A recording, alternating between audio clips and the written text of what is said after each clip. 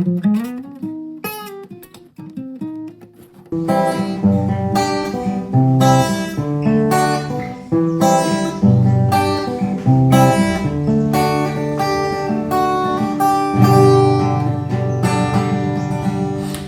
guys, reka tugiye kwigira hamwe isomo ryiza ryo gucurangira muri kwigira. Ariko tubanje kubasuhuza aho mugiye muherereye hirya no hino hatandukanye. Mwebwe mukurikirana amasomo yacu, nawe bwaba ari ubwa mbere ugeze kuri iyi channel yacu, turakwakiriye mu muryango mugari. Kuri iyi channel yacu yitwa Guitar Secret Channel, twigaho amasomo ya gitari, tugakora amakava y'indirimbo atandukanye, tugatanga amatutorial y'ukuntu ushobora gucuranga indirimbo zigiye zitandukanye. Rero nimba ari ubwa mbere uhageze, turakwakiriye kandi nawe waba umunyamuryango wacu, kirika aho ngaho kuri subscribe, ugasharinga, ukalikinga, comment. Turabashimiye cyane. So tudatinze rero, reka twige uburyo ushobora gucurangira muri kwigira. Kwigira nkuko twabibonye mu muziki tugira amaki 12, ko ari 12 rero tugiye kureba uburyo ushobora gucurangira muri kwigira. Ubwo no kuvuga ngo nimwe muri kizazi 12 nkuko twizeye gucurangira muri kwigira se. Ya nimba ari ubwa mbere uhageze, amanzu ukajya no kureba uburyo ushobora kwiga gucurangira muri kwigira se. Nabyo twarabyize, twakoze ama video yayo, ndetse tuzajya dukomeza no kugenda tubereka imyitozo ishobora kugufasha kumenyera gucurangira muri iyo key.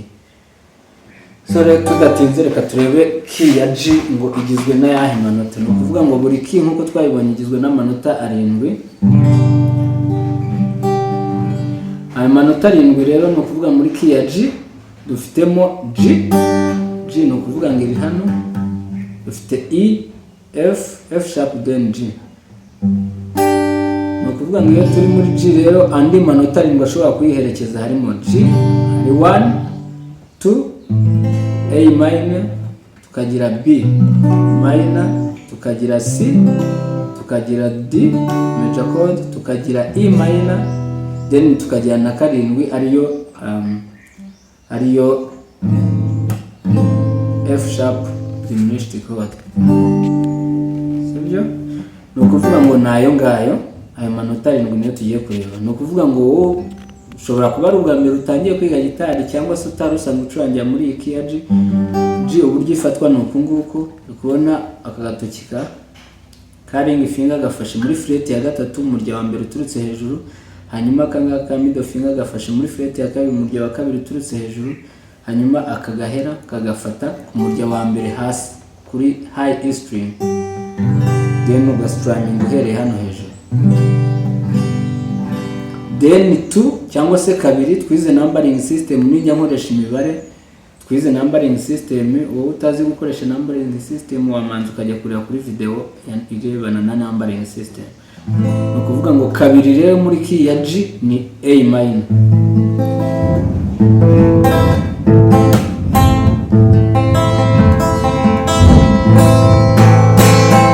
A minor rero uburyo ifatwa no kuvuga ngo A ni uyu murya, niho root note iri hano kuri second string from up. Nidukora A minor rero no kuvuga ngo urutoki rwa middle finger n'urunguru rwa ring finger bifashe muri fret imwe ya kabiri, hanyuma middle finger gafata kuri ku murya wa D string, hanyuma this ring finger gafata ku murya wa G string, hanyuma index gafata kuri B string umurya wa kabiri turutse hasi muri fret ya mbere, ugastrumming uhereye kuri A.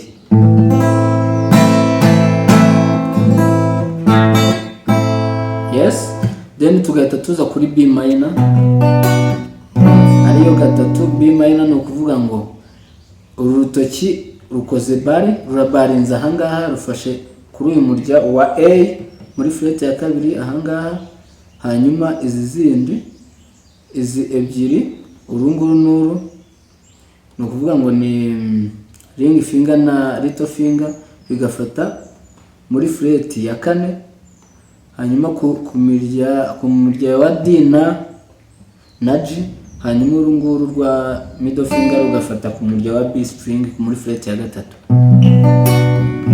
ugastrumming uhereye ahangaha. Tugahita tuza kuri C. C major chord. C major chord ngira ngo yo twize n'uburyo bayifata, ukuvuga ngo C nahangaha muri iyi note, hanyuma urutoki rwa ring finger rufashe muri fret ya gatatu, urwa middle finger rugafata muri fret ya kabiri ku murya wa kane uturutse hasi, ubwo ni D string, hanyuma urunguru rwa index rugafata muri fret ya mbere kuri B string, umurya wa kabiri uturutse hasi, ugastrumming uhereye A. Hanyuma tugahita tuza kuri 5 cyangwa se 5 mu nota rya G aba ari D. D rero ukuntu ifatwa ni ukuvuga ngo D iritwa D kuko root note iri ahangaha kuri D string. D ni ukuvuga ngo ukuntu ifatwa, turafata this is iyi middle finger irafata muri fret ya kabiri umurya wa mbere hasi higher E string, hanyuma index ifate muri fret ya kabiri nayo kuri G string, hanyuma iyi ring finger ifate muri fret ya gatatu ku murya wa B string, strumming uhereye kuri D. This is ni gutya D major chord sounding. Then duhite tuza kuri 6 ariyo E. E minor. E minor ni ukuvuga ngo E minor ukuntu ifatwa, E normally na ahangaha ifite root note kuri uyu murya wa E, high lower E string. Ni ukuvuga ngo yo iroroshye, ni ukufata izi ntoki ebyiri, iyi middle finger cyangwa se ni ring finger, zigafata muri fret ya kabiri ku murya ikurikiranye. Ni ukuvuga ngo hera kuri umurya wa kabiri uturutse hejuru n'umurya wa gatatu uturutse hejuru, ni ukuvuga ngo ni A string na D string, hanyuma ugastrumming imirya yose uhereye kuri uyu. This is E minor chord. Hanyuma 7 uburyo ifatwa yo it's diminished chord, ni F sharp ari iyi ngiyi, F sharp diminished chord. Ukuntu ifatwa rero nuko,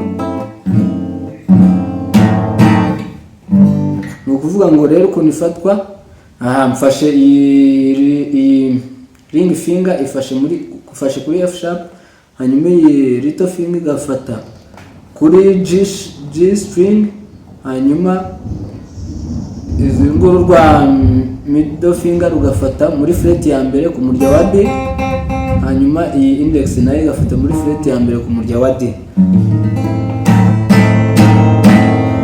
Bakuyibona utudufasha ahangaha gutya,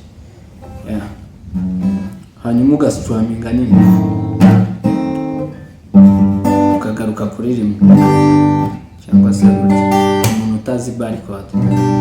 Ndumva ni iyo ngiyo nayo manota agize nota rya G, nayo manota 7. Ni ukuvuga ngo kuba uri able yo gukina muri nota rya G ni ukubuzi aya manota 7, sibyo?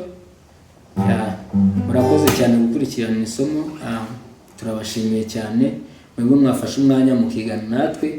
Ushobora gusiga comment yarindi somo mwifuza yuko twabakorera, mukalikinga, mugasharinga inshuti muzi ziri kwiga gitari, mukatubwira n'andi masomo yose mwifuza ko twabakorera twayabakorera. Murakoze cyane, bye bye.